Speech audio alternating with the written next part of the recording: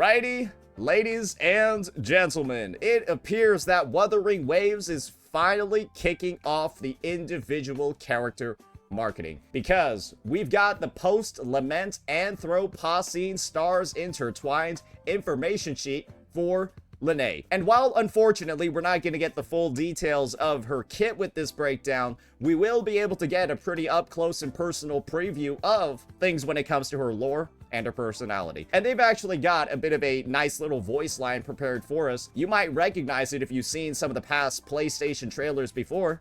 Let's see it. Don't blink! You'll miss the best part! She kind of... that sounds... I'm not gonna lie, that sounds like a little bit more annoying than it does in-game. I don't know what it is. It sounds better in-game than it sounds by itself. Maybe it was just too loud. My bad, guys. Anyways, editor, maybe you turn that down. I don't know. She kind of sounds like... it sounds different in-game. Maybe there's like a different like isolation track or something that they use. She kind of sounds like bitchy. I'd be like, stop. like, can you like stop talking? If I heard that in real life. I'm probably not alone. I'm probably not alone in that take. So, I didn't like that. Anyways, we got that going. Now let's hear a little bit more about her in game. Story. Lynae. About Lynae. Her own colors. With one final touch of blush, she caught her own smile in the mirror. Achieving flawless makeup was never as simple as it seemed. Okay, so we're basically... I think you guys can kind of tell the kind of like tonal shift that we've gotten ourselves into as we get into some of these character breakdowns for some of the units over here, right? We used to be... I'm thinking back to the days of like, you know, Augusta, Carlotta, Chacona. We're thinking about like their upbringing and stuff like that, you know, talking about the struggles they had in childhood, how like their parents are dead and stuff. No, for Lynae, the first thing that we're talking about is her makeup. So I think you guys can kind of tell, it seems like the seriousness of the setting, at least for me, when it comes to 3.0, it seems we kind of like dialed it back a little bit, because a big focus of this arc is like school life. So I can't really imagine that we're going to be seeing a lot of like kind of like that nitty gritty, the dark details that we're familiar to in the Wuthering Waves world. But who knows? Maybe we'll see. Maybe she's got like some crazy trauma that's going to be broken down. Achieving flawless makeup was never as simple as it seemed. Lynae, though having some knack for makeup, was a stranger to the latest trends that swept the world of teenage girls. Which eyeshadows, shades would blend naturally? How could lip gloss look playful yet never overdone? I'm not gonna lie. I think Kuro Games can recognize that one of the main audiences of their game is going to be dudes. This is one of the most like woman-oriented documents this is not made for men. It's not. Like I'm pretty sure this is meant to appeal to girls. Maybe I'm wrong though. She dove into tutorials and tips, soon realizing that makeup was a delicate art, not just putting together random colors, yet her progress was swift. In just a month, she transformed from quietly experimenting with clashing hues under her eyes to earning glowing compliments from the drama club's seniors. So I guess we now know where Lynae's club is when it comes to Star Torch Academy. She's a theater kid. Lynae is a theater kid. Don't blink! You'll miss the best! Makes sense. Anyways, now for Lynae, makeup means something entirely new. A way to let her own I don't know how why does it sound so bad? What? Don't blink! You'll miss the best part! Music of life. Maybe this is why she's so loud. Lynae's headphones are always set at a volume only she can hear. Don't blink! You'll miss the best part! She must have the volume incredibly high, because I think this is her just talking normally. Like, this is her talking normally, and the volume on her headphones is just set to, like, blasting.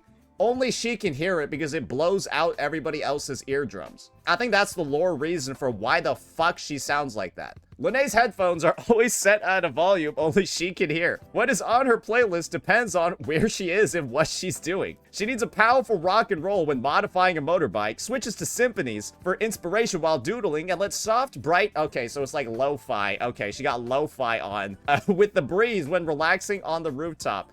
And during class, she mutes. So let me actually show to you what Lynae actually does in class when it comes to this is misinformation by Kuro Games. I'm surprised that Kuro decided to actually put literal lies into their official materials, but I've got proof over here from in-game, right, what Lynae does in class.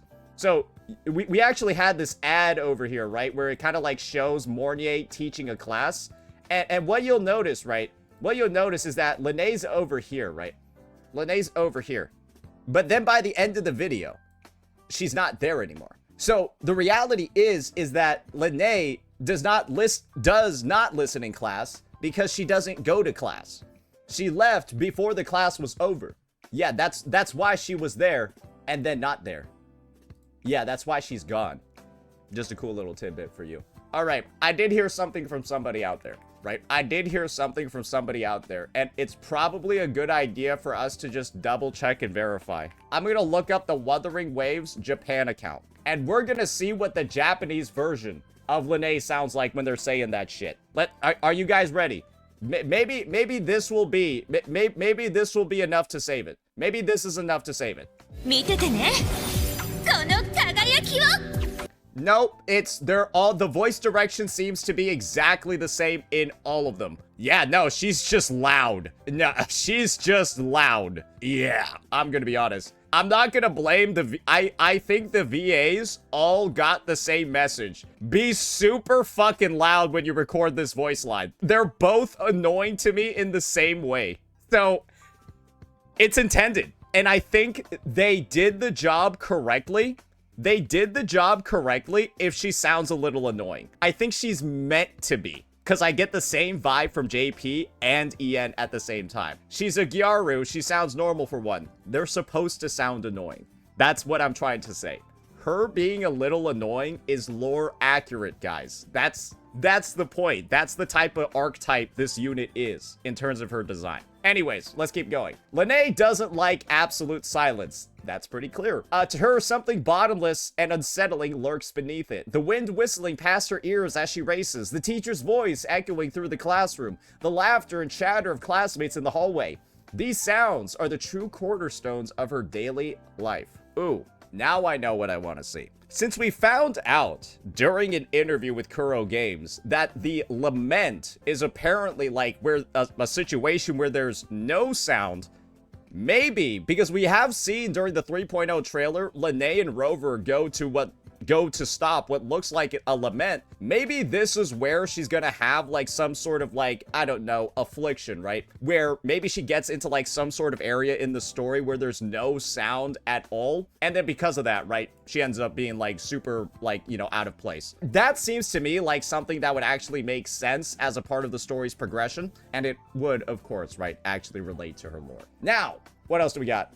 So, when you're feeling uneasy, why not put on a little background music? She's also probably gonna have a scene where her and Rover are riding the motorcycle. They're about to go fight like the boss or something, and then she'll put on like a crazy rock track. It'll probably be a little bit like 2.7 when Galbraina had like the music too, but instead it's probably gonna be like Deja vu!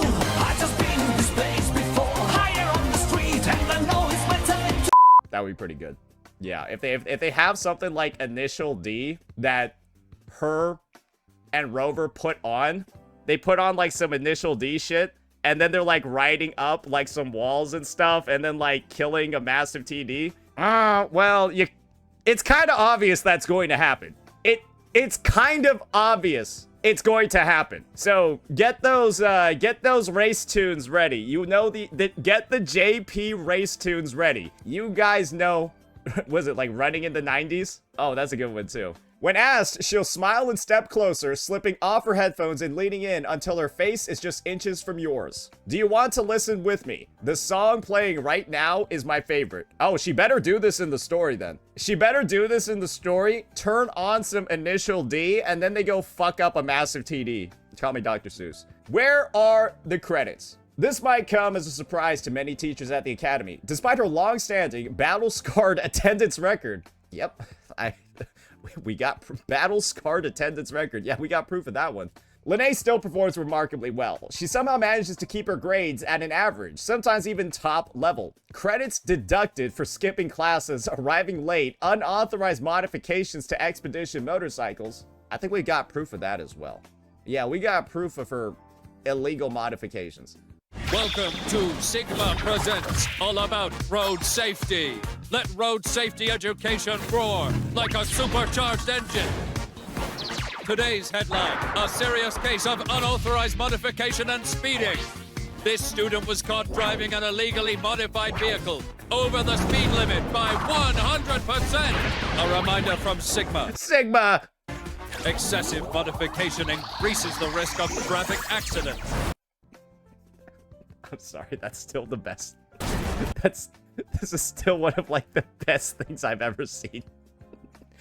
Unauthorized modifications to expedition motorbikes and various near violations are always replenished by the end of the semester through a series of wonderfully reasonable justifications. But when it comes to her weakest subject, which has to be world culture essentials, maybe the professor's voice is too gentle, or maybe those profound histories feel too distant to her. I guess she doesn't I guess she doesn't like history. Lynae, who boldly declares before every lecture that she will absolutely not fall asleep this time, still sits upright with a look of earnest focus, only to slowly begin tilting to one side. Okay, so she's definitely gonna fall asleep in class in the story, and when she does, I hope she falls asleep in Mornier's class in the story.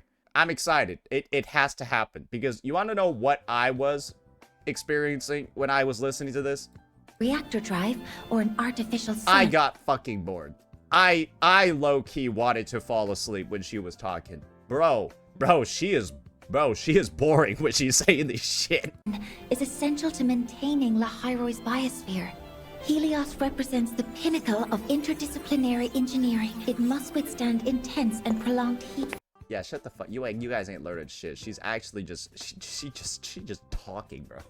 She's just talking. And now her Clang Bang charm. Trends among students shift as easily as the wind. At some point, Lynae picked up the habit of collecting these small, delicate trinkets, limited edition Fleet Snow Fluff charms. So basically what she's talking about is like she has a bag and there's a little Clang Bang, like charm on it. Yet her favorite is the Clang Bang charm hanging from her clothes. It follows her through every part of the academy, chiming softly as its pieces collide as she moves. The senior who gave it to her said the sound was a reminder of home. Chang Li? Wait, did Chang Li go to Star Torch Academy? Because they gotta be from Mount Firmament. They have to be from Mount Firmament. And I don't think it can be Jinsei, because I don't think Jinsei grew up in Mount Firmament. So, yeah, Chang Li seems to be the only person. Chang Li seems to be the only person because I think she's the only one that grew up in Mount Firmament. Maybe there's gonna be another Jinzhou character. Guys, this is probably what probably makes more sense. There's going to be a Jinzhou character at Star Torch Academy that came from Mount Firmament. And they might know Chang Li, right? But maybe it's not Chang Li, right? Maybe it's not actually her, but it's gonna be somebody else from Mount Firmament, and they're gonna be playable, something like that along the lines, right? Or it's actually Chang Li, and then this shit is actually just crazy. But yeah, bit of a clue. Fun lore reveal, though. Glad we were able to break it down a little bit. But yeah, that word drew Lynae into a brief, unfamiliar silence. To her, home was nothing worth remembering. Sensing this, the senior didn't press for an answer, only placed the Clang Bang charm gently into her hand. In Huang Long, there's an old saying, home is where you can find peace. No matter where you come from, I hope you enjoy your days at Star Torch Academy. Now she stands beneath the open sky of Lahai as the wind shifts. Without thinking, Lynae reaches up to touch the charm resting against her clothes, its surface catching and reflecting threads of sunlight. She realizes then she has found her home. Okay, so maybe she's like an orphan or something. Her parents are probably dead. They probably all died in a lament. That's likely her background. Her city is probably destroyed, and then she came to Star Torch Academy. That's 99% what occurred, so I guess that's where her latent tragedy actually is. So I guess we did actually get a pretty holistic view of her character, but now I'm wondering, who does she know from Huang Long? Who does she know from Huang Long? Some people are saying it could be Zhang Li Yao, actually. People are saying it could be Zhang Li. Maybe Zhang Li had a stint at Star Torch and then went to Jinzhou. That could have been the case as well. So we'll just have to see, but that could be pretty cool. All right, now we got her resonance evaluation report. And you're going to see that the setup of this one is a little bit more interesting compared to the prior ones. I'm not going to lie, though, it kind of looks like a little weird. Like, kind of don't like it, but I kind of like the old ones better. But it is what it is. Resonance evaluation report. Student name, Lynae. Synchronous qualification. I don't know what the fuck that is, but I guess we'll find it out later. Forte overview. Tests reveal a Ray-Bell's curve with a pronounced periodic waveform. Therefore, the student is classified as a congenital resonator. Her tacit mark is located on the posterior side of her left thigh. Okay, so we kind of all were able to tell that from the splash art. According to the pre-admission personal file in the student's own account, the student exhibits a congenital sensitivity to visible light and an innate affinity for complex, uncommon colors. Yeah, kind of makes sense why she's so... Well, let's just be honest here. It's pretty obvious based off of what she does in game. By using pigment inks, she can change the wavelength or frequency of visible light within a limited area, effectively mixing colors at will. These colors are primarily used in spray paints. Testing indicates that these pigments differ from industrial materials, behaving more like non-physical optical projections. Okay, so she can basically create anything anywhere then, I guess? Anything anywhere. Additionally, eyewitness reports from several students suggest that the subject can alter nearby visible light wavelengths to disrupt frequency detection instruments, achieving an effect similar to invisibility from both visual and frequency perception perspectives. I'm going to be honest, isn't that like kind of like an extremely powerful ability? Like extremely powerful for the purpose of like, I don't know, like, isn't that enough to like single-handedly go like, be like an infiltration spot? That's how she disappears. She literally abuses her Forte ability to leave class. She just goes invisible and leaves class. Wow. All right. Anyways, just make sure she doesn't use that ability to skip class again. I guess it's too late. It literally already happened. Anyways, overclock diagnostic report. Ray-Bell's waveform test sample analysis shows elliptical fluctuations and a stable time domain. No abnormal fluctuations were observed, and examination results are determined to be within normal parameters. So basically, she's at no real risk of overclocking. But there's something a little bit suspicious in the wording over here. The test went smoothly. It's been ages since we've seen a waveform this stable, practically identical to the textbook samples by Mr. Ray-Bell. Honestly, it's so textbook that it feels a little unnatural. There's a concept of being too perfect, or too good, or like too real. And that could actually be a sign that some of the stability is actually being faked. So who knows, right? Who knows? Maybe there is something going on under the surface. And when I hear this voice line, don't blink, you'll miss the best part. Yeah, maybe she got a couple of screws loose somewhere. So yeah, we'll just have to see, brother. All right, what else do we got over here? We got her appearance. Okay, so she's got a lot of colors. We all know that. She got the light golden hair. Most people would call this blonde, but sure. And then the motorbike and then the graffiti. Yeah, illegal modifications. That's got Sigma rolling in his grave. Awesome. But yeah, anecdotes. She's got her mod kit, so I'm pretty sure you're gonna go talk to her to go pimp your ride out. Yeah, she's probably gonna be the one. And apparently it's enough to send Mr. Sigma into a full-blown system alarm sprint. And when it comes to her hobbies, she's got custom paint jobs, skating, parkour, and FPS games. Wait, so does that mean that we're actually gonna have we have to have an FPS section in her quest then, right? Her favorite food. Let me let you in on a little secret. Everything tastes amazing when you're eating it in class. I hate her already. I hate her. I'm just going to be honest. If I knew this person in real life, you probably wouldn't like them either. Imagine sitting next to her in class. Imagine just being a normal person at this academy and then having to deal with her. You would fucking hate it. You would hate her. Let's just be real. Let's just be real. If you were just like Imagine you're paying tuition to go to this school, right? Get this degree and stuff, right? All this, right? All this stuff. And then she's just over here, like, eating instant noodles in class, yelling like this. She's just yelling like that, eating instant noodles in class and shit. Oh, fuck. Oh, shit, man. Now let's wrap it up with her thoughts. When I first got to Star Torch, I used to wake up in a cold sweat, wondering if I could really just live like this. I kept waiting for the other shoe to drop. I was chasing this fragile, perfect idea of freedom all day, and then running from my old self in my dreams at night. Ooh, what's that old self like? Just waiting for the bill to come. So I started making every choice like it was my last day here. What would I do if this were it? Yeah, and looking back, I guess the answer was almost always skip class. Bro, I'm just gonna be honest.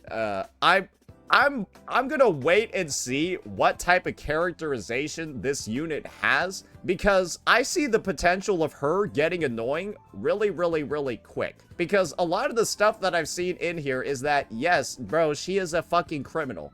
That's what she is. She's literally a criminal. I see this, like, bro, you know she's actually sent somebody to the hospital. You know that's occurred as well. But yeah, we'll just have to see. But as a whole, I think that Lynae is obviously meant to be, you know, like that delinquent, a specific sort of archetype from the Japanese anime, the rom-coms, whatever, the school sort of stuff that, you know, has been very common in the space. And personally, again, that's not my favorite archetype of character. I literally do find it actually annoying in most of the media that I do see. But who knows? Maybe Kuro's going to add like that nice soft side to her that makes her less annoying as time goes on, because, well, she's going to be the highlight of the 3.0 story, guys. So I'm just hoping that they find a way to make everybody end up liking her throughout it. That's annoying. She's not even in game yet. Don't blink! You'll miss the best part! Miss the best part!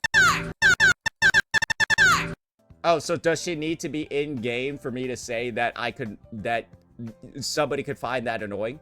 Does that need to be in game first? You stupid idiot. Anyways, that was more so a joke. I just kind of wanted to play around with that voice line a little bit. Anyways, that'll be it for this one, ladies and gentlemen, our lore breakdown on Lynae and what you can expect from her character moving forward. Like I said before, guys, you're allowed to like and dislike characters in the story. And the thing is that I'm actually happy that Kuro's adding in characters with potentially annoying elements to them. I don't think that's too much of a problem. I don't want every character to be like this perfect Mary Sue that all of their qualities are all like completely, you know, like agreeable. I like having characters with flaws, and to me, Lynae's flaw is that she's kind of annoying. Let me know what you all thought.